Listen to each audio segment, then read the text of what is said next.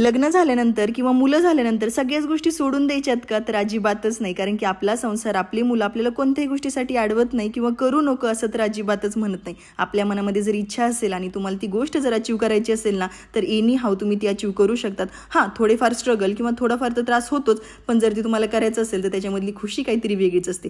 जगामध्ये खूप साऱ्या अशा लेडीज आहेत की ज्या सगळ्या गोष्टी ॲडजस्ट करून ना स्वतःचं करिअर, जॉब सगळं व्यवस्थित करतात.